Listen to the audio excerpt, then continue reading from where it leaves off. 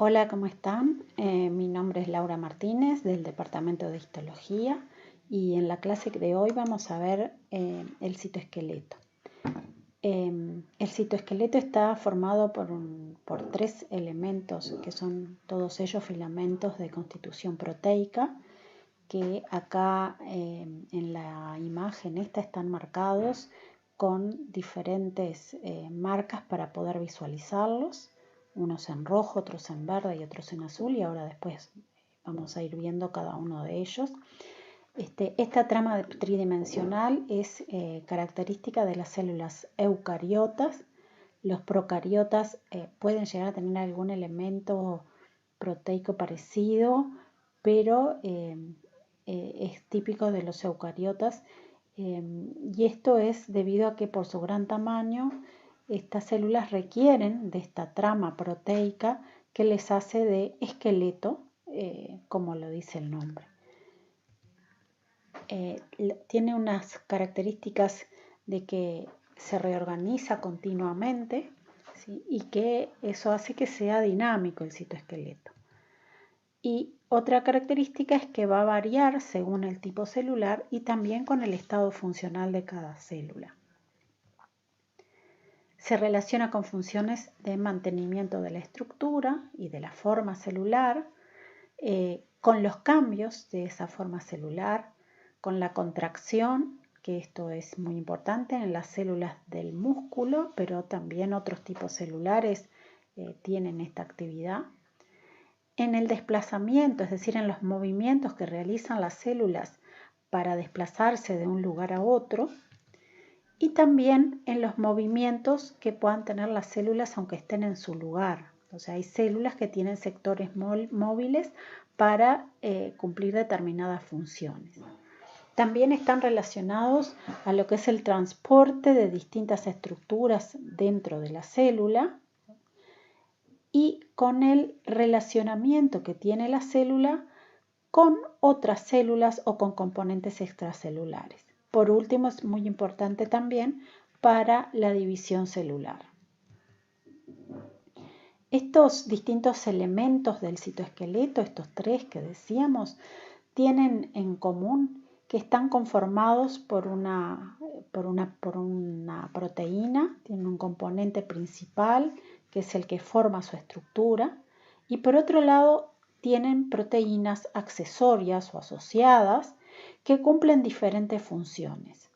Hay proteínas que regulan el ensamblaje. Las proteínas reguladoras regulan el estado de ensamblaje en los filamentos dinámicos. Hay proteínas ligadoras, le llamamos, que unen los componentes del citoesqueleto entre sí o con otras estructuras de la célula. Y también proteínas motoras importantes en aquellos filamentos que permiten movimientos de organelos o de componentes citoesqueléticos o de otro tipo de estructura sobre su superficie. Los tres elementos del citoesqueleto van a ser los microtúbulos, que son los que tienen mayor diámetro, 24 a 25 nanómetros, los filamentos intermedios, con unos 10 nanómetros de diámetro, y los microfilamentos con 7 nanómetros de diámetro.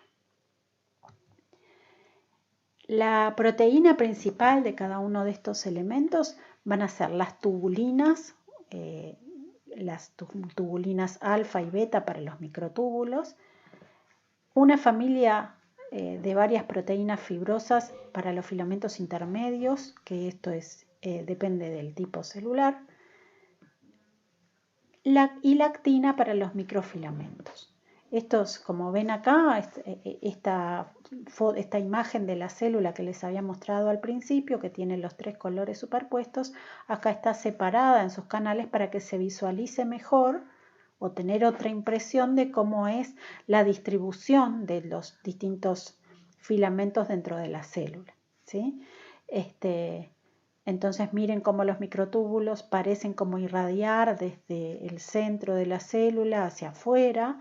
Los los filamentos intermedios en este caso también forman una trama, una red que llega también, que ocupa toda la célula. Como ven acá, esta parte periférica, los filamentos son más delgados o están menos amontonados que en la parte más central, y por eso aparece como distinto color, pero se extienden también por toda la célula, formando una red proteica. Y los filamentos de actina también forman una red, pero si se fijan son todos con distinta forma esas redes que están formando. Los microtúbulos y los microfilamentos son polímeros que están formados por subunidades de proteínas globulares, es decir, sus componentes son proteínas globulares, que es la actina globular, ¿sí? Y las tubulinas, que también son proteínas globulares. En el caso de los microfilamentos van a estar compuestos por esos monómeros de actina globular, ¿sí? Que se unen para formar como dos cuerdas o dos componentes que están entrelazados entre sí. Miren aquí los asteriscos, están marcando una de esas hebras y las que están sin marcar serían la otra, ¿sí? Eso está puesto como para que identifiquen nada más las hebras.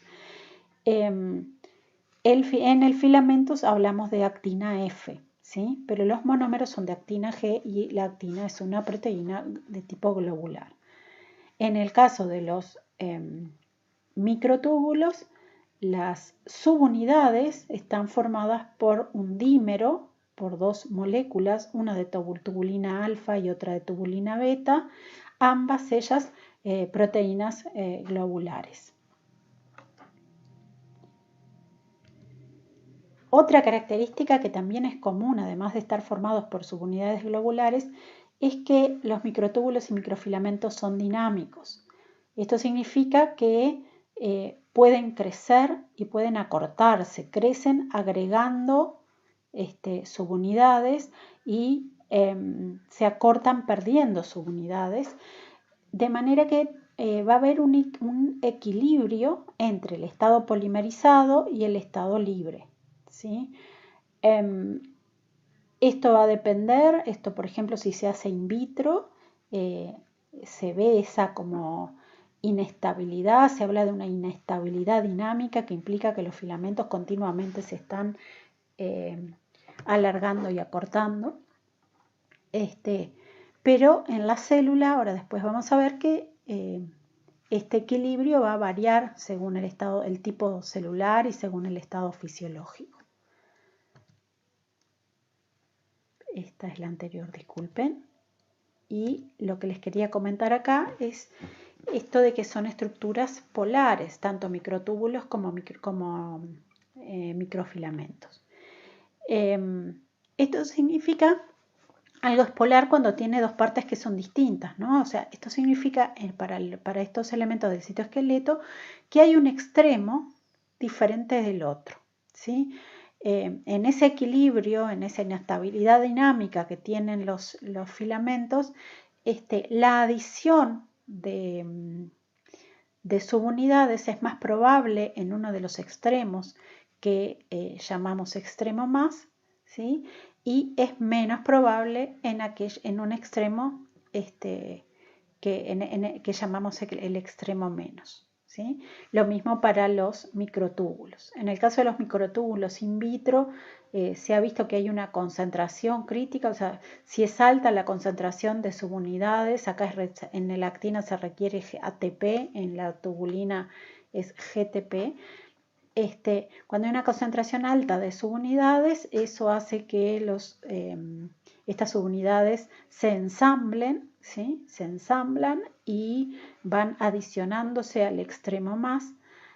Cuando la concentración baja, va a tender a desensamblarse también por el extremo más, pero al desensamblarse aumenta la concentración de nuevo y el filamento vuelve a empezar a crecer. Todo eso va a estar en un equilibrio y permanente cambio, ¿sí? Dentro de la célula, como vamos a ver, ese tipo de procesos está más regulado. Entonces, extremo más, ahí vamos a tener un crecimiento, sería el que podríamos hablar de un crecimiento neto, y en los extremos menos es más probable la despolimerización, es decir, el acortamiento de los filamentos. Bien, los microtúbulos. Estos microtúbulos, como el nombre lo dice, son tubos, son estructuras que son huecas, ¿sí? Están compuestas por tubulinas, que dijimos son heterodímeros formados por dos subunidades. Hetero porque las dos son diferentes, una es alfa y otra es beta. Estos heterodímeros en realidad forman a su vez estructuras lineales al unirse, que se llaman protofilamentos, y esos protofilamentos se unen lateralmente con otros para formar la pared del microtúbulo, ¿sí? Y esa pared va a estar conformada por 13 protofilamentos. Cada uno de estos que ven acá es un protofilamento, y en el total de la estructura vamos a tener 13. Eso hace que si lo cortamos en forma transversal, acá hay una microscopía electrónica de transmisión con bastante aumento. Fíjense, acá la escala corresponde a 10 nanómetros, el microtúbulo mide unos 25, habíamos dicho, y acá tenemos 13 estructuras globulares que son cortes de las tubulinas de los protofilamentos. Acá hay un dibujito mostrando el microtúbulo en el corte transversal, y esta es la forma que llamamos cingulete, o sea que son microtúbulos individuales que corresponden en su mayor parte a todos los túbulos del citoplasma, de las células eucariotas en interfase, pero también se pueden presentar, además de en forma individual, como dobletes o tripletes. En este caso hay como si fuese un microtúbulo completo y otro incompleto, pero hay una parte de la pared del incompleto entonces que está compartida con el otro, ¿sí? En dobletes es el ejemplo que vamos a encontrar en cilios y en flagelos, y tripletes los vamos a encontrar en estructuras que son los cuerpos basales y los centríolos. Entonces, ya veníamos diciendo que habían distintos tipos de microtúbulos, algunos los citoplasmáticos, que durante la interfase son microtúbulos individuales e irradian del centrosoma con sus extremos, y aquí es importante, esto es con sus extremos más hacia la periferia celular. Después tenemos los microtúbulos centriolares, ¿sí? Que esas estructuras están en el centrosoma. Ahora vamos a ver cuál es la estructura del centrosoma. Los microtúbulos de las cilias y de los flagelos, y después en todas las células durante la mitosis vamos a tener los microtúbulos que también son túbulos individuales, pero como los del citoplasma, pero que van a ser los microtúbulos del uso mitótico. Acá lo que están viendo es una célula en cultivo que fue marcada con anticuerpos antitubulina, o una droga que se une a la tubulina. Decíamos que dentro de las células los microtúbulos se van a ensamblar a partir de centros organizadores de microtúbulos, ¿tá? Como ya habíamos dicho, los microtúbulos son estructuras dinámicas y polarizadas. Y en su organización, en estos centros organizadores, van a tener sus extremos menos en contacto con el centro organizador. ¿Cómo está formado ese centro organizador? Va a haber un par de centriolos, ahora después lo vemos mejor, y una matriz. ¿Sí? Ese centrosoma tiene el par de centrianos y una matriz o material pericentriolar, ¿sí? Donde vamos a encontrar varias proteínas, entre ellas la gamma tubulina o tubulina gamma, que forma estos complejos anulares, ¿sí? Y esto es esencial para la tubulogénesis, o sea que allí la tubulina se puede empezar a polimerizar, y en esa parte va a quedar atrapado, digamos, entre comillas, el extremo menos, y va a ir regulando el crecimiento hacia afuera, y de esa manera el extremo que va hacia afuera es el extremo más. Lo que decíamos recién, Este centro organizador de los microtúbulos estabiliza los extremos menos y además organiza la polimerización y el crecimiento por los extremos más, ¿no?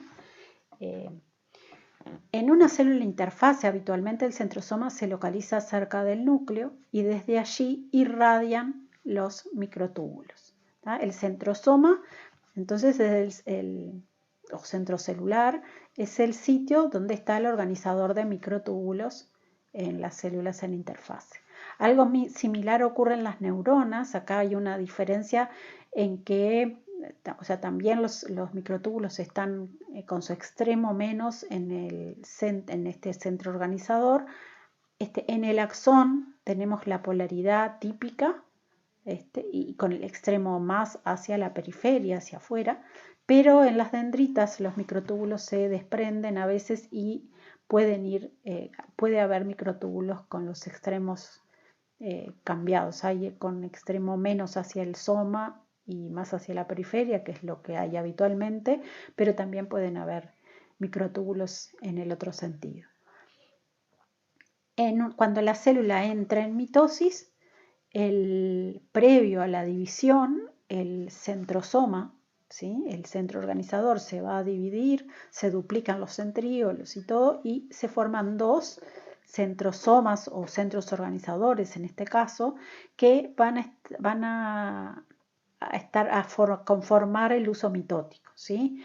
En los polos del uso es que vamos a tener el centro organizador y ahí vamos a tener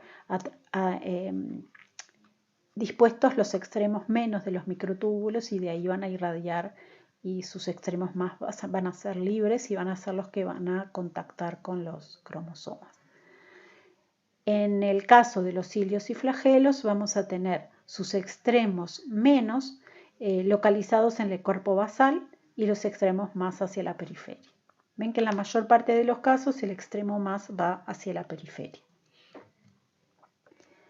La estructura de estos centrosomas, de estos centros organizadores, es como decíamos. Vamos a tener dos centríolos, o sea, un par de centríolos que se disponen perpendiculares entre sí. Y están rodeados por la matriz o material pericentriolar. Acá en esta microscopía electrónica de transmisión se puede observar un corte longitudinal de un centriolo y uno transversal. A mayor aumento vemos, acá igual se nota, pero a mayor aumento vemos la composición en tripletes de microtúbulos, ¿sí? Y la pared de estas estructuras están formadas por 9 tripletes. Si ustedes se fijan, acá se notan también cuando con mayor aumento dentro de cada microtúbulo las subunidades o los cortes de los protofilamentos, ¿no? Van a tener también una serie de estructuras de sostén, una serie de proteínas asociadas allí, y ven que que son como distintos un centriolo del otro. Lo que está marcado acá como TURC sería esos complejos anulares, ¿sí? Ring complex, constituidos por esta tubulina gamma, que es bien importante para la organización de los microtúbulos. Acá simplemente una inmunofluorescencia marcando tubulina y una proteína del centrosoma. Acá quedó repetido, pero es tubulina y una tubulina común de las unidades, probablemente la alfa es lo que se marca habitualmente, y una proteína del centrosoma, ¿no? En este caso sabemos que es tubulina gamma, acá capaz que también en esta otra imagen, pero en verde está la tubulina, los microtúbulos, acá mostrando el uso, en amarillo la tubulina gamma para observar cómo los microtúbulos irradian desde ese sector donde está la gamma tubulina. En este caso, lo que se observa bien es como en células que están en interfase, los microtúbulos irradian desde allí, desde esa zona donde tenemos el centrosoma. Bien, y ahora vamos a ver, además de las tubulinas, las proteínas accesorias o asociadas a los microtúbulos. A veces se le llama MAPS por la sigla en inglés, de Microtubule Associated Proteins. Y estas vendrían a ser las que vamos a ver primero, son aquellas, ¿se acuerdan que habían como 3 tipos? Algunas pueden cumplir funciones de más de uno de esos tipos, pero bueno, para estudiarlos a veces es más fácil un poco clasificarlo. Entonces, las proteínas reguladoras son importantes en estos filamentos que tienen esa inestabilidad dinámica, porque están en el rol de controlar el ensamblaje. Dentro de estas vamos a tener algunas proteínas que se unen a los extremos y regulan la polimerización y despolimerización. Algunas de esas proteínas se unen a los extremos más, ¿sí? Como estas tipo TIPS, como por ejemplo EB1, estamina, una proteína de la familia de las quinesinas, que es la quinesina 13. Y ven cómo se unen y regulan allí. Por ejemplo, esta va agregando, ayuda, favorece, ¿no? Después la estamina se une a las subunidades y de esa manera, al secuestrar las tubulinas, hace como que se desfavorezca, digamos, la polimerización y así otras proteínas que cumplen otras funciones. Como proteínas que se unen al extremo menos, tenemos a la gamma-tubulina que vimos antes. Otros tipos de proteínas reguladoras y además ligadoras son estas, como la MAP4, ¿sí? Que se unen en la parte lateral y sirven también para estabilizar a esos microtúbulos. Y además para permitir su espaciamiento, es decir, tienen esta forma como de L, ven, este es un ejemplo, la MAP4 está en varios tipos celulares, MAP2 y Tau serían más que nada de neuronas, y ven que tienen distinta longitud, entonces eso permite espaciamientos diferentes según cuál sea la proteína. Acá vemos como en una imagen, estos son células en cultivo, creo, pero en sí lo importante es un corte transversal donde se observan los microtúbulos que están como equidistantes entre sí. Y acá vemos microtúbulos y quizá algún otro elemento que permite ver otro tipo de distribución. Eso varía con el tipo celular y está relacionado a la función. Y por ejemplo, el otro que que es importante tener en cuenta es que estas proteínas accesorias, cualquiera de ellas, pueden variar según el tipo celular y según la región dentro de la célula. Por ejemplo, MAP2 se localiza más bien en el soma y en las prolongaciones de tipo dendríticas, esto es una neurona en cultivo, mientras que Tau se localiza fundamentalmente en el axón. Y eso hace que los elementos del citoesqueleto en las dendritas y en el axón no sea la misma. Como proteínas motoras vamos a tener a las quinesinas y a las dineínas. Las quinesinas, que son estas, median el movimiento de estructuras hacia el extremo más, ¿sí? O sea, por un lado tienen una unión que va cambiando, ¿sí? Que va cambiando y como que se hace que se traslade la quinesina o la dineína o sea, como que se pueda trasladar, y del otro lado va a llevar unido, no sé, otra cosa, algún organelo o un elemento del citoesqueleto, ¿sí?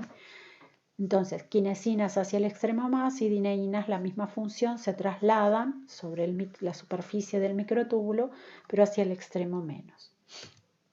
Eso es importante para el transporte intracelular, ¿sí? Y acá está como de nuevo representado quinesinas de este lado donde se observa, acá está el extremo menos, el extremo más, las quinesinas que están representadas acá como carritos trasladan cosas, van a trasladar cosas hacia el extremo más. Y por otro lado, las dineínas que ven que están representadas como que esto es porque son más lentas, van a trasladar cosas hacia el extremo menos, ¿no? Esto es lo que corresponde, o sea, esta es una función importante para el transporte intracelular en que participan los microtúbulos,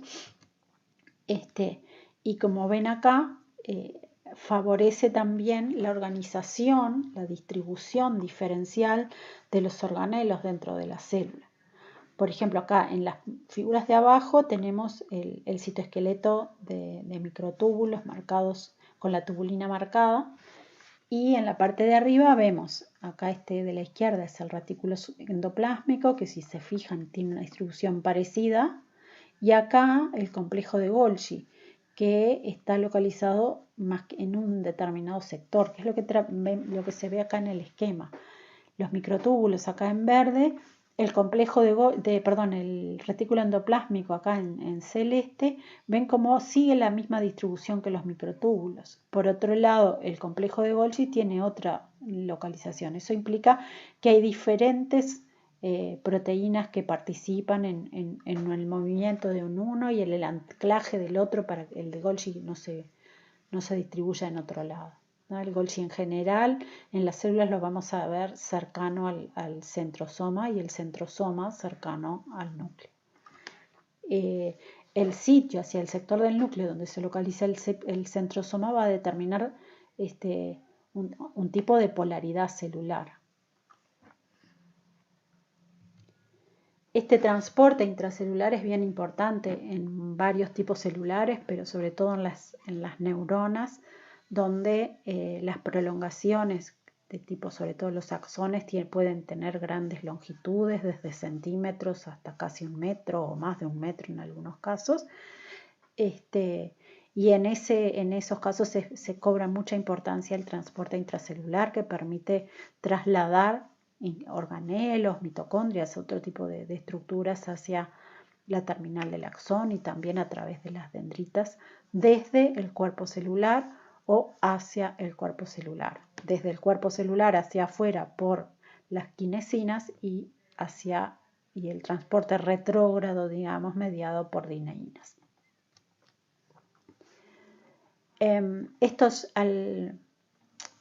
Este tipo de microtúbulos pueden contribuir también al establecimiento de la polaridad celular cuando sus extremos se estabilizan. Por ejemplo, en esta situación A, tenemos el centrosoma y los microtúbulos que crecen y se acortan. Eso es lo que están marcando las flechas. Ven acá, este se está cortando, estos otros están creciendo, este se está cortando. Y de esa manera los microtúbulos van a estar hasta que aparecen proteínas, este tipo de proteínas que también son proteínas regulatorias de encapuchamiento o proteínas de casquete. Y cuando esas proteínas como que entre comillas atrapan el extremo más, ¿sí?, va a estabilizar, o sea que en vez de estar creciendo y decreciendo continuamente van a quedar así largos y de la longitud donde estén las proteínas de encapuchamiento. Esos microtúbulos que se hacen más estables, ¿sí?, van a determinar una región de la célula que va a ser diferente de las otras, que va a seguir manteniendo microtúbulos, digamos, inestables. Entonces, esto es importante para el establecimiento de la polaridad de las células en aquellas células que son polarizadas. Y después tenemos en los cilios y en los flagelos proteínas accesorias que sobre todo importan las de la unión lateral, ¿sí?, que decíamos, ya habíamos visto que generan un espaciamiento que sea determinado, ¿sí?, y van a estabilizar. En los cilios y en los flagelos, si uno hace un corte a este nivel, esto es un corte longitudinal, que estamos acá a la derecha, y el corte transversal sería así, también vamos a observar una estructura redondeada donde el esqueleto, el citoesqueleto, se dispone de una manera particular. Esta estructura del citoesqueleto se llama axonema y está formado por microtúbulos dispuestos en dobletes en la periferia, ¿sí?, que serían en número de 9, ¿sí?, cada uno con la estructura que ya vimos, y a nivel central 2 microtúbulos individuales. Es la conformación de 9 más 2 que se conoce habitualmente al axonema. Acá lo ven bien en una microscopía electrónica de transmisión con bastante aumento, ¿sí?, y podemos observar eso que decíamos, los dobletes en la periferia y en la parte central un par de tubos individuales. Lo que aparece acá son los cuerpos basales, que es la zona donde quedan, o sea, que permite la estabilización y que atrapa, digamos, los extremos menos de los microtúbulos. No vemos acá dentro de la foto, acá vemos el de otro, o sea, en la punta va a haber proteínas casquete que van a estabilizar desde el otro lado. Bien, y entonces aquí las proteínas que nos va a interesar son la anexina o sea, todas aquellas que sean ligadoras, ¿sí? Que son, por ejemplo, estas que están en marrón, ¿sí? Que son las radiales, la anexina, que es esta celeste acá, ¿sí? Que une los microtúbulos entre sí en los dobletes periféricos, la radial que une la zona del centro, una vaina proteica interna también que rodea y mantiene unidos esta otra proteína que mantiene unidos los túbulos del par central. Y después en rojo tenemos dentro de las proteínas asociadas a la adineína. Acá estas dineínas van a mediar el desplazamiento, ¿sí?, de los microtúbulos entre sí, o sea, están pegados en un microtúbulo y por el otro lado se van a unir, en vez de un organelo o lo que sea, se van a unir a otro microtúbulo. Entonces, acá es un poco para ver la importancia o la función de las proteínas accesorias. Por ejemplo, si nosotros tuviéramos, como en esta situación de la derecha, estos dobletes de microtúbulos, ¿no?, donde está la dineína pegada a uno y en el otro que se desplaza, cuando ocurra el desplazamiento, ¿sí?, la dineína va a hacer, ¿no?, que se desplace hacia el extremo menos, habíamos dicho, ¿no? Entonces, si tenemos esta situación, esto se va a ir caminando y se va a ir desplazando esto hacia el extremo menos. ¿Qué pasa si no hubiesen proteínas que unan este túbulo? Se desplazarían unos contra los otros.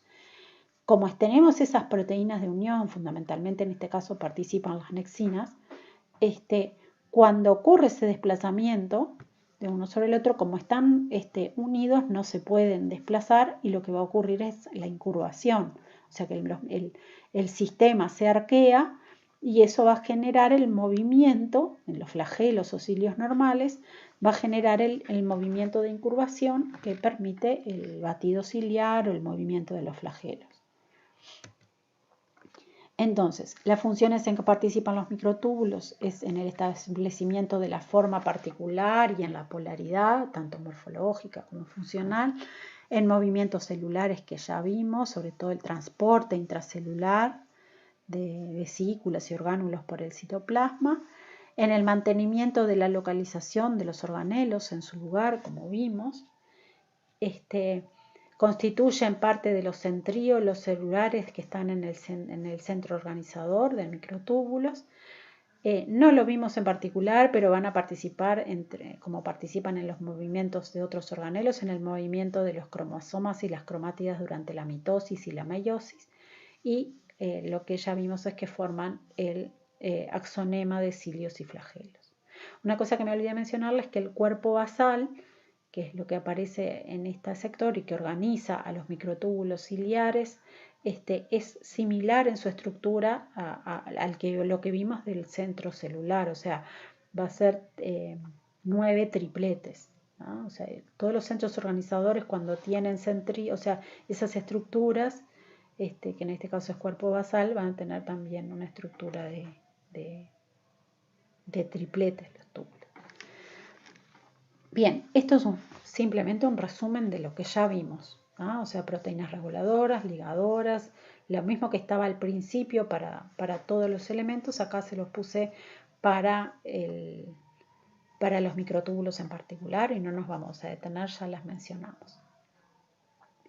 Con respecto a los microfilamentos, los microtúbulos que dijimos que eran huecos, estos no van a ser huecos. Los microtúbulos son como que tienen más rigidez.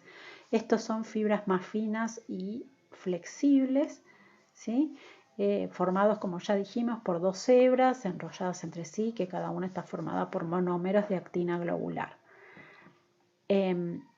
Estos filamentos van a formar parte o van a estar localizados en estructuras que sean necesarios para llevar a cabo movimientos celulares, incluyendo lo que habíamos dicho, desplazamientos, contracción. Es importante para la división celular. Y se distribuyen por todo el citoplasma, ¿sí? Es un poco de lo que ya habíamos visto de en qué actividades participan, ¿no? Dentro de esto que decíamos, se extienden por todo el citoplasma. Es importante destacar aquí la estructura esta, que es como una corteza, donde hay abundancia de filamentos de actina, ¿sí? Una corteza que está adyacente a la membrana plasmática. En el caso de las microvellosidades, que tienen algunos tipos celulares, el eje de esas microvellosidades está formada por un haz de filamentos de actina.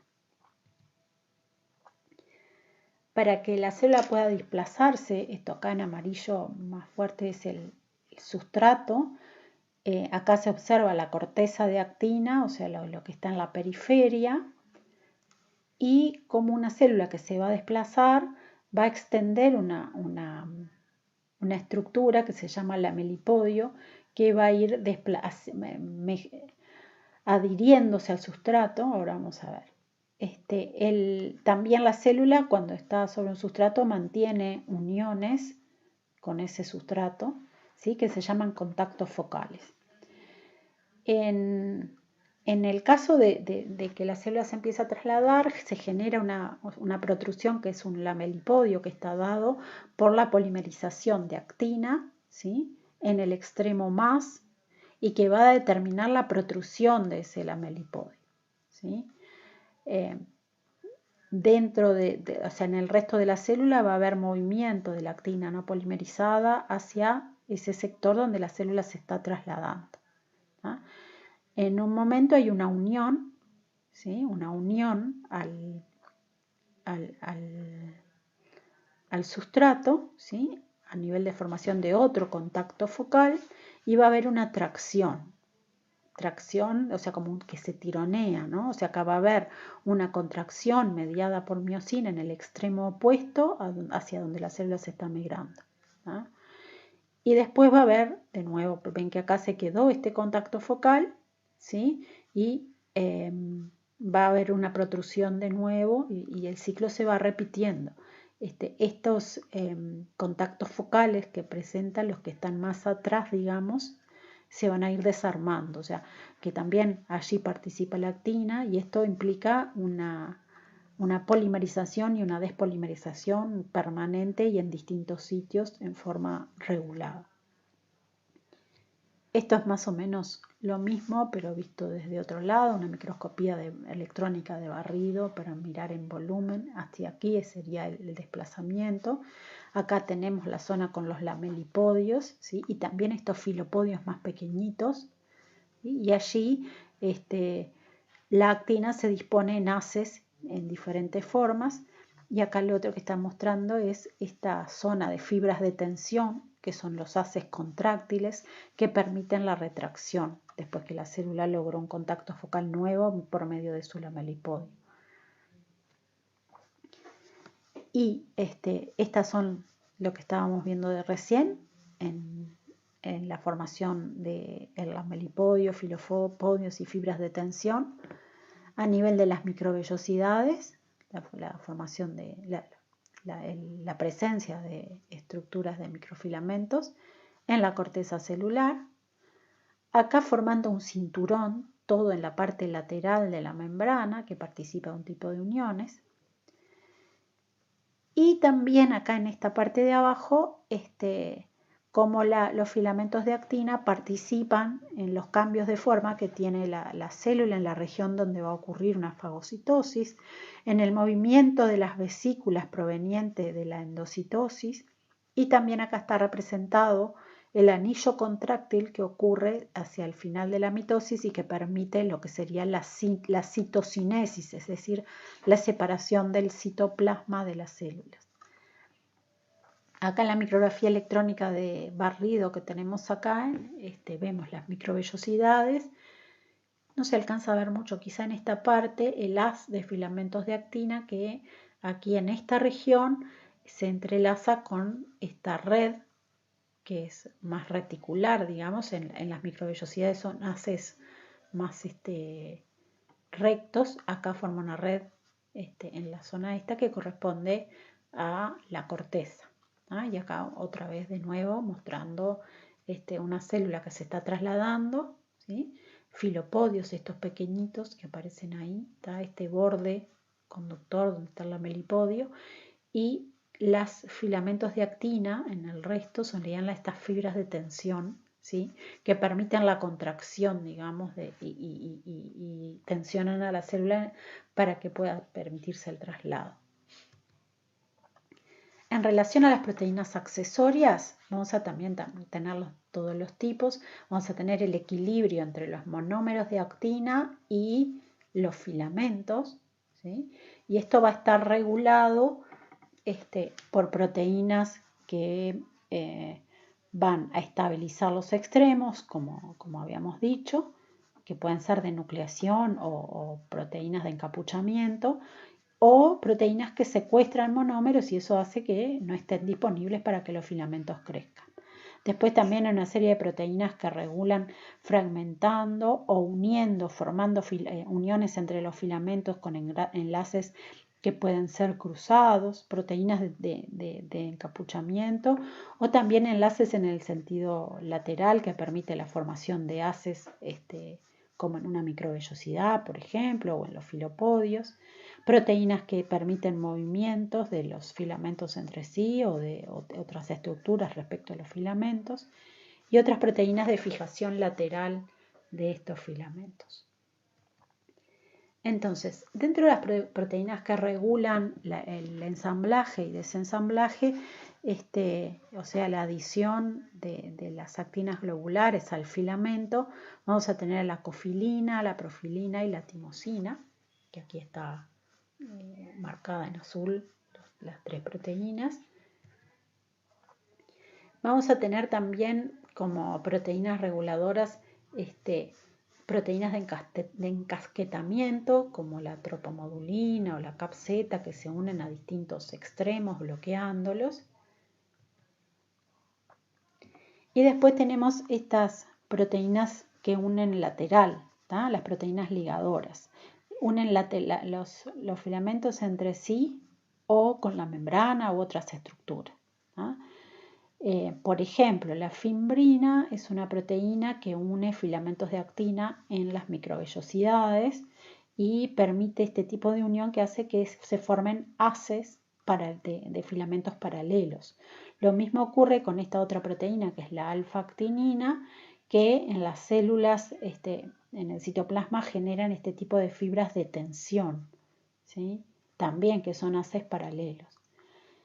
Este otro tipo de proteína, la espectrina, que en los glóbulos rojos y algún otro tipo celular, y la fodrina en la mayor parte de las células, hace este tipo de unión de sectores laterales de un filamento, se une con otro filamento formando este tipo de estructura. Después tenemos proteínas del tipo de la filamina, que lo que hacen es generar este tipo de red en las fibras de tensión, por ejemplo en los filopodios, y otra proteína que participa en la unión del filamento a la membrana, esta es una, y hay muchas otras, que se llama distrofina. Vamos a mirar un poquito más aumento esta región. Como ejemplo nada más, esto sería la membrana de un glóbulo rojo y hay proteínas en la transmembrana que están unidas a otras que están representadas allí y, por ejemplo, en este caso estamos viendo la espectrina, ¿sí? Cómo une los filamentos de actina y vincula a esos filamentos de actina con proteínas que a su vez están en la membrana plasmática. Entonces, como decíamos, estas proteínas ligadoras van a unir a los filamentos entre sí, que o sea, en este caso también es así, une filamentos entre sí, la espectrina, o con la membrana, ¿sí? En este otro ejemplo que está acá abajo, vemos una proteína, esto está agrandado de esta parte, que une los filamentos de actina a la membrana. Por otro lado, este filamento de actina con los laterales va a estar unido, como veíamos antes, les vuelvo para atrás un momentito, ¿sí? Por proteínas de este tipo fimbrina, entre los filamentos, y de los filamentos con la membrana por otro tipo de proteínas. ¿Ah? Y que, como les decía, hay proteínas que van a estar en la membrana de las microvellosidades, hay otras que están uniendo la membrana. Esta es, por ejemplo, importante en el tejido muscular, la distrofina. Y así hay varios tipos de proteínas. Acá lo que vemos es unas células, acá hay parte de una, acá hay parte de una y acá otras, donde vemos microvellosidades. Esta zona más electrón densa que aparece acá es parte de la corteza, esa también de actina. El límite entre dos células, ven ahí como dos membranas, una membrana es la membrana plasmática de una célula y la otra de la otra, y vamos a ver estas regiones especializadas. Algunas de ellas van a tener unión de filamentos de actina. Dentro de las proteínas accesorias de tipo motoras, para los filamentos de actina van a estar las miosinas. Acá hay representados tres tipos. La de tipo 2 es la que conforma y se polimeriza formando los filamentos gruesos del músculo, ¿sí? Y como son motoras, ¿no? Entonces median el traslado de filamentos, ¿sí? Entonces se superponen los filamentos de actina con los de miosina y permiten deslizamientos de los filamentos entre sí que llevan a la propiedad de contracción de la célula. Pero también están otros tipos de proteínas que van a mediar la asociación con la membrana, por ejemplo, en este caso para la endocitosis, ¿sí? Para poder, y en ese caso de unión a la membrana donde va a ocurrir endocitosis, el desplazamiento de los filamentos y todo va a generar ese movimiento hacia la endocitosis. Esto otro, la 5, está mediando algo parecido a lo que ocurre con las quinesinas y dineínas a los microtúbulos, trasladando vesículas de un lado a otro. Bien, y esto es un poco el ejemplo del músculo, pero no vamos a entrar en detalle, les queda ahí. ¿Tá? Entonces, este es el resumen de lo que veíamos también, hicimos para los microtúbulos. Simplemente detenerme acá, en esta zona, lo que está marcado en rojo es actina, que acá hay bastantes como fibras de estrés, ven que son bien paralelas, ¿sí? Y en verde está marcado una proteína que es vinculina, ¿sí? Que media la unión de los filamentos de actina. ¿Tá? En amarillo, en estas regiones amarillas más fuertes, es que están superpuestos el rojo y el verde, y es la región donde está la vinculina. ¿Tá? Vinculina y actina unidas. Y como resumen de esta parte quería como mencionarles la importancia de algunos fármacos o drogas que afectan a los microfilamentos y a los microtúbulos. Por ejemplo, para los microtúbulos el Taxol es una droga que se une y los estabiliza. La colchicina se une a subunidades, se impide la polimerización, y el mismo efecto tienen la vinblastina y la vincristina. Para la actina está la faloidina, que se une a los filamentos, la citocalasina, que se une a los extremos, y esta otra, la trunculina, que se une a las subunidades e impide la polimerización. O sea, todas estas drogas que interfieren con la dinámica de los elementos del citoesqueleto tienen importancia porque han permitido estudiarlos. Si uno pone estas drogas in vitro o en las células, puede estudiar qué es lo que pasa. Por ejemplo, la colchicina o algún otro tipo se usa para cuando se hacen cariotipos para diagnóstico, se hace proliferar a la célula, se pone colchicina, eso estabiliza los microtúbulos que quedan detenidos en la metafase y ahí los cromosomas están bien formados y se puede estudiar la morfología y hacer el cariotipo como para diagnóstico. La vinblastina y la vincristina, al tener ese mismo efecto, también como que son antimitóticos, digamos, y se han utilizado y se utilizan para algunos tipos de cáncer, para tratamiento.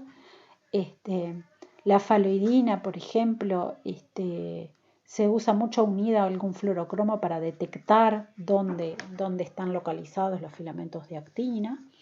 Y así vemos que tienen como esas utilidades. Ahora, con respecto a los filamentos intermedios, las subunidades que para microtúbulos y microfilamentos eran globulares, en este caso son proteínas fibrosas, ¿sí? La subunidad es una proteína fibrosa, ¿tá? Es una alfa hélice que es como una fibra. Estos se asocian para formar monómeros, como que sería esos monómeros para formar dímeros, ¿no? O sea, estructuras formadas por dos moléculas. Y a su vez los dímeros se unen como extremo con extremo para formar estructuras con 4 subunidades que son los tetrámeros, ¿sí?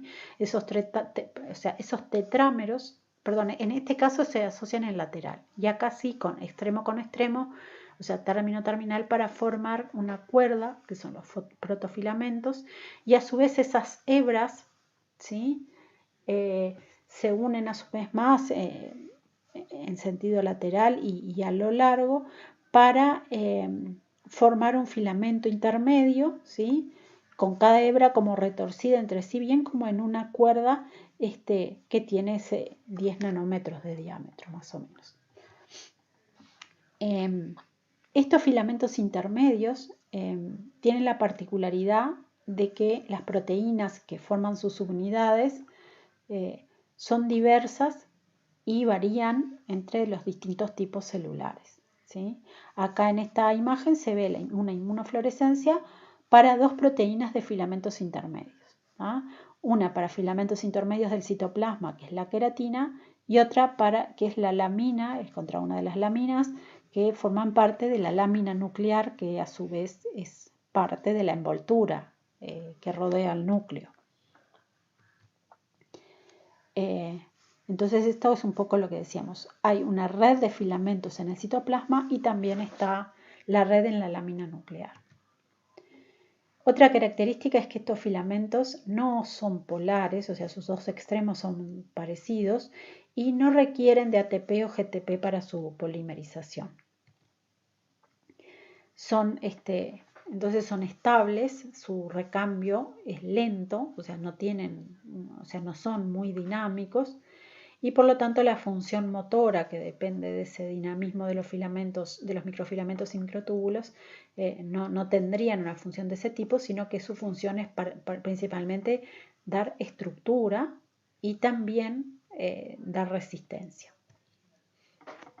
Entonces, los filamentos intermedios vamos a tener aquellos que están en el citoplasma, en los cuales vamos a tener variación según el tipo celular. Las queratinas están en las células epiteliales, la vimentina y proteínas relacionadas en el tejido conjuntivo, en las células musculares, en las células gliales, neurofilamentos en las neuronas, y tenemos las laminas nucleares que van a estar presentes en todas las células, ¿sí?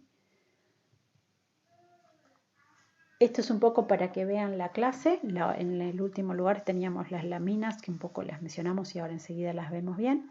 Pero después tenemos, como decíamos, queratinas, ¿sí? Que tienen como función generar fuerza e integridad a todo el tejido.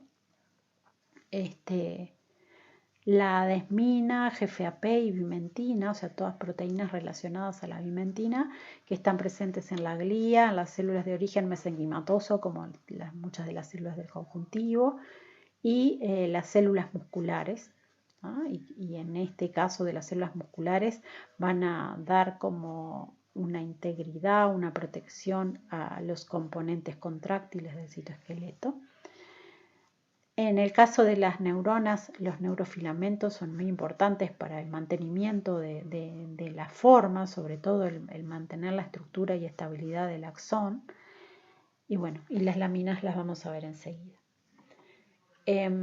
Como habíamos dicho, estas láminas están presentes en todas las células, forman una red que en este caso es bidimensional, ¿sí? Ven acá en la imagen de la derecha una microscopía electrónica de una red entrecruzada, pero que no está distribuida en forma tridimensional por toda la célula, sino que está localizada como una malla por dentro de la envoltura nuclear, o sea, por dentro de la membrana interna de la envoltura. Presenta además, además de dar estructura a la envoltura, presenta sitios de unión para la cromatina. En este tipo de filamentos intermedios, a diferencia de los filamentos intermedios del citoplasma, bueno, primero eso que les decía, es bidimensional la red y no tridimensional, y tiene la característica de ser más dinámicos, que es una característica no típica de los filamentos intermedios. O sea, si bien son estructurales, la célula cuando se va a dividir requiere de que se rompa la envoltura nuclear y allí se desarman, ¿sí? En forma todo regulada por fosforilación, se pueden desarmar y de nuevo en forma regulada se van a reensamblar y a formar de nuevo una envoltura alrededor del material nuclear en cada célula hija. Acá tenemos algunos tipos de filamentos intermedios del citoplasma, ¿sí? Acá hay imágenes de microscopía electrónica de congelación grabado que permite ver este relieve, así como la estructura de los filamentos. Ven que estos que corresponden a neurofilamentos se ven bien los puentes laterales. En este otro caso, que son filamentos gliales, se observa una estructura un poco distinta, aunque los dos están puestos acá en haces. Y esto es un corte transversal de un axón, esto es microscopía electrónica de transmisión, donde se observan estas estructuras huecas más grandes, serían microtúbulos, y los neurofilamentos con un espaciamiento bastante regular, todo dado toda esta estructura por las proteínas asociadas. Una de las cosas que tienen los filamentos intermedios es que, como son distintos en distintos tipos celulares, eso hace que se pueda utilizar esta propiedad para poder identificar distintos tipos celulares en los tejidos. Les voy a dar este ejemplo, ¿tá? La médula espinal. Esta foto yo se las había mostrado en otra clase. Con la técnica de Nissl de rutina uno puede ver a mayor aumento y distinguir estas células más grandes que las reconocemos como neuronas, pero después entre esas células más grandes hay otras células que podemos saber que muchas son glías porque sabemos que son más pequeñas, pero pueden ser también otros tipos neuronales más pequeños, y para poder observar esas características el marcado de proteínas específicas sirve mucho, y los filamentos intermedios son algunas de las proteínas que se usan como marcadores. Por ejemplo, en este caso hay una inmunomarcación con anticuerpos, una inmunofluorescencia indirecta, donde se usó para detectar aquí en rojo los neurofilamentos de las neuronas, ¿sí? Ven que hay células grandes y acá se nota esta es más chiquita, y acá esta otra también es una neurona. Entonces, capaz que algunas de estas células que veíamos también son neuronas y no nos damos cuenta. Entonces, cuando las marcamos, podemos encontrar cuáles son las neuronas. Por otro lado, cuando miramos acá en un preparado de rutina, observar cuáles son las células gliales y cuál tipo son es difícil. Acá se utilizó un GFAP, que es una proteína de filamentos intermedios de los astrocitos, y se observa o sea, acá no están los núcleos, pero también se puede agregar una sonda para mirar de DNA que se intercala en el ADN para ver los núcleos, y podemos ver un poco más la morfología, que acá vemos el núcleo y no vemos más nada. Y en este caso podemos ver la morfología bien ramificada que tienen estas células, ¿no? Obviamente acá está la imagen acoplada con los dos marcadores y bueno, vemos lo mismo, pero aquí está ya puesto los dos canales de color en la misma imagen. Y esto es importante porque es útil para estudios ya sea experimentales, pero también se usan mucho, no para médula espinal, no, pero para otros casos, en el análisis anatomopatológico de muestras, se usan como para diagnóstico en el cáncer y en otras enfermedades que a veces es difícil hacer con las técnicas de rutina un diagnóstico, y este tipo de técnicas se usan, y dentro de ellas los neurofilamentos son estructuras que se buscan para evaluar el tipo celular, ¿tá? Y eso se basa en eso que les decía, los filamentos intermedios van a tener proteínas diferentes según el tipo de tejido, según el tipo de célula. En este caso estamos viendo una inmunofluorescencia para detectar queratina en unas células epiteliales, y sobre todo estas, ¿tá? En este caso son epiteliales, pero también en las musculares o en las neuronas, tenemos este tipo de filamentos que tienen que ver con la resistencia a las tensiones mecánicas, ¿sí? En este dibujo que tenemos acá sobre la derecha vemos como que estos haces, estos agrupamientos de filamentos, como que contactan con la membrana, ¿sí? Llegan a tener contacto con la membrana. Y en esa región de la membrana se unen a sitios específicos donde también del lado de las células vecinas se unen filamentos. Entonces, incluso si uno mira en esto, parecería hasta que como que siguieran, no es que estén atravesando, sino que el filamento intermedio de una célula termina en el mismo sitio que termina del otro lado el de la célula vecina, y se establecen ahí uniones de fuerza muy fuertes entre las células que aseguran la estabilidad del tejido como tal. Acá se ven esas estructuras. No sé si alcanzan a ver acá el límite entre dos células. Acá no se ve bien porque están más juntas, pero en esta parte están más separadas. Y en la región donde está la unión, esta donde se insertan filamentos intermedios, tenemos esta imagen donde se observan las uniones entre las células. Entonces, la presencia de estos sectores donde se insertan filamentos en una región especializada de la membrana va a permitir, o sea, unir todo ese citoesqueleto de una célula con el de las vecinas.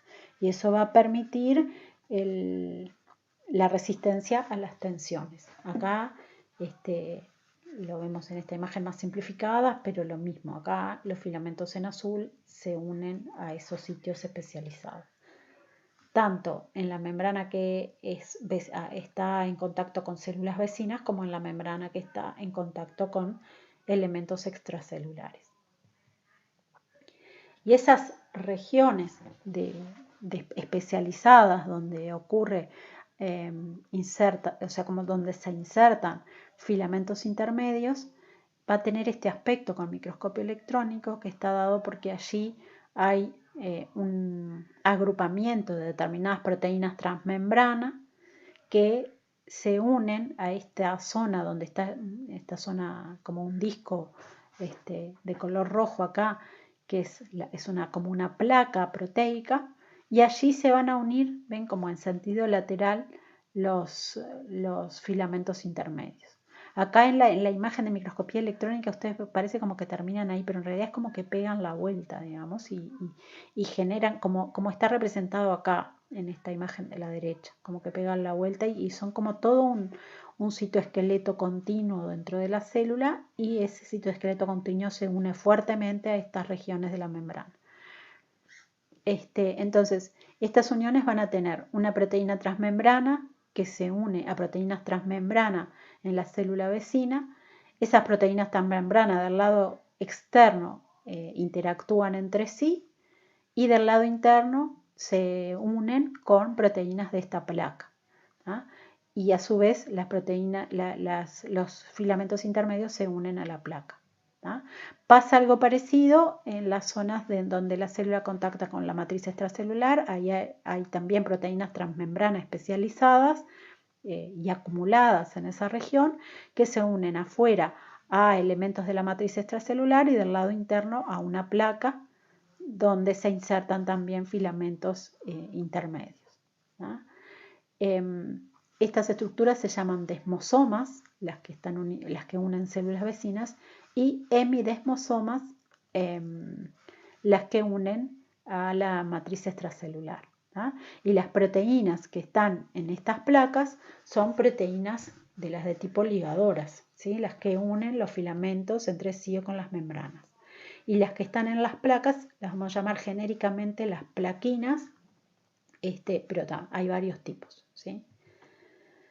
Entonces, en el resumen de las proteínas accesorias de los filamentos intermedios, las que nos van a interesar serían las proteínas ligadoras, ¿sí? Porque relacionan los filamentos con la membrana, en el caso de las plaquinas, desmoplaquinas, ¿sí? Y también hay proteínas de unión lateral ligadoras que ligan o relacionan los filamentos intermedios con proteínas que unen a la actina, a microfilamentos. Entonces, esta resistencia a las tensiones mecánicas es importante, como decíamos, en aquellos tejidos y células sometidos a tensiones fuertes, como los epitelios, las células musculares o las neuronas, que es lo que pasa cuando uno aplica una fuerza hacia allá y estira un epitelio, que es lo que está representando ahí. Esa lámina de células que tiene filamentos intermedios se va a estirar, ven que se hace más bajita y más amplia, y el citoesqueleto acompaña eso, y en la zona donde están las uniones, esas uniones son muy fuertes y eso mantiene la integridad. Si las células epiteliales no tuvieran esos filamentos intermedios, lo que ocurriría sería que cuando uno les tira, le aplica una fuerza, se van a romper. Y eso es importante porque hay enfermedades, o por lo menos este es un ejemplo de una enfermedad donde los filamentos intermedios se rompen, y cuando con cualquier fricción nada más hay una separación y rotura del epitelio. Y eso genera, esto es en la piel, si se rompe el epitelio de la piel, genera como unas ampollas, ¿sí? Que están dadas no por un daño específico, como puede pasar cuando nos quemamos o lo que sea, sino que está dada porque hay una alteración genética en los genes que codifican ya sea o filamentos intermedios o alguna de las proteínas asociadas, ¿ah? Se genera una queratina defectuosa que hace que no cumplan la función de resistencia a las tensiones. Entonces, como para volver a lo que serían esas uniones que son importantes para el mantenimiento del tejido, de la integridad del tejido como tal, y resistir las tensiones, tenemos los desmosomas y hemidesmosomas, que son uniones de anclaje de filamentos intermedios, ¿sí? El desmosoma también se le llama mácula adherente, ¿sí? Y los hemidesmosomas en contacto con la matriz, ¿sí? Y también hay, como esta que está en rojo, uniones donde se insertan filamentos de actina, ¿tá? Esos están presentes en las células epiteliales en una región determinada, en la zona donde estaría la corteza. Allí los filamentos forman un conglomerado que está todo alrededor de la célula, en la membrana. Acá parece como que está en los costados, pero en realidad esto es un corte y todo eso ocurre como en un cinturón, y la célula de al lado también va a tener un cinturón y van a estar todas unidas por ese cinturón de uniones mecánicas de anclaje de filamentos, ¿sí? Como esta zona de la célula es contráctil, cuando esto se contrae, ¿sí?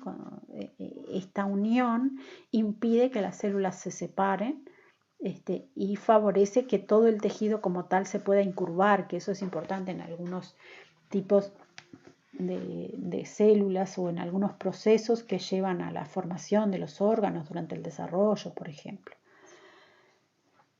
Entonces, todas estas que implican la inserción o el anclaje de filamentos del citoesqueleto a zonas especializadas de la membrana, serían las uniones mecánicas de anclaje, que tienen como función esa que ya dijimos, ¿no? Resistir tensiones, mantener a las células unidas cuando se mueven.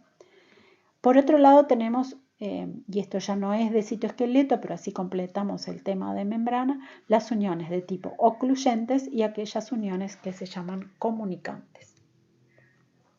Acá este esquemita está bueno y se los puse y no voy a entrar en detalle porque está todo allí para leer, y la clase les va a quedar. Y me voy a referir brevemente a las uniones que no son de anclaje.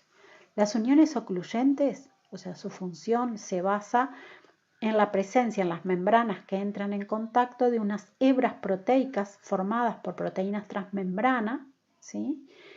Que interactúan entre sí con la célula vecina, o sea que cuando nosotros miramos, o sea, cuando tenemos en una célula una hilera, que esto se llama hebra de cierre, ¿sí? En la célula vecina tenemos lo mismo y interactúan entre sí en la región del espacio extracelular. Y allí en esa zona se hace una unión muy estrecha que cierra y ocluye el espacio intracelular. Por eso estos tipos de uniones se llaman ocluyentes o estrechas. ¿No? Ven que acá dice estrecha. Pero también es ocluyente, por eso que les decía, de que ocluye el espacio intercelular. Y eso lo demuestran acá en este experimento donde ponen esto sería el epitelio de un órgano canalicular, el intestino en general es el que se pone una molécula trazadora, ¿no? Y cuando se hace el corte se ve que la molécula se ve en negro y no pasa acá en este sector. ¿No? Eso es importante, en el ejemplo del intestino es clarísimo, si nosotros tenemos los nutrientes acá que tienen que ser digeridos para poder ser absorbidos y eso lo va a regular la célula epitelial que tiene sus transportadores y para poder regular la absorción. De nada serviría que la célula regule la absorción si se me cuelan cosas en este espacio. Y así para otros órganos es importante también el mantenimiento de una barrera entre un lado y el otro del epitelio. Por otro lado, las uniones comunicantes, o sea, acá en esta otra tienen acá las proteínas que forman parte de las uniones. Y en este caso, para las comunicantes, las proteínas de las membranas de células vecinas que están enfrentadas tienen estas proteínas también transmembrana que forman unos canales que se llaman conexones, son proteínas conexinas que hay varios tipos también, y esos conexones se enfrentan a conexones de la célula vecina formando un canal acuoso, ¿sí? Que tiene este diámetro de 1,5 nanómetros y eso va a permitir el pasaje de diferentes moléculas de una célula a la otra, comunicándolas, por eso se llaman uniones comunicantes, ¿sí? Acá se muestra en la región de la unión comunicante cómo las membranas están más juntas, ¿sí? Lo mismo, por ahí había otra más pequeña, y las membranas en sí, o sea, están cercanas, pero si no hay una unión, no hay o sea, si bien interactúan, acá están mostrando las membranas que interactúan entre sí, en las zonas de las uniones hay una región especializada, o sea, esto es también parte de lo que son las especializaciones de la membrana plasmática, que incluyen las uniones intercelulares y de la célula con la matriz, y también otro tipo de especializaciones como son las microvellosidades, que ya las vimos, los cilios y flagelos, que también los vimos, y después otro tipo de especializaciones de membrana lateral que implican un trayecto de la membrana que no es así recto como está representado acá, sino que hace como una superficie más amplia dada por una serie de pliegues e interdigitaciones entre las células vecinas. Con respecto a la bibliografía, es la misma que ya habíamos comentado. Para preparar esta clase usé muchas imágenes de varios de los libros que están acá. Y bueno, y otras las busqué en internet y otras son de algunas fotos que he sacado yo, pero que venían bien para que ustedes vieran algunas cosas. En cada imagen, ustedes abajo tienen de dónde fue obtenida por si quieren ir a mirar y encuentran algo y quieren profundizar en algo. Bien, entonces si llegaron hasta acá, les doy las gracias y nos vemos en la próxima.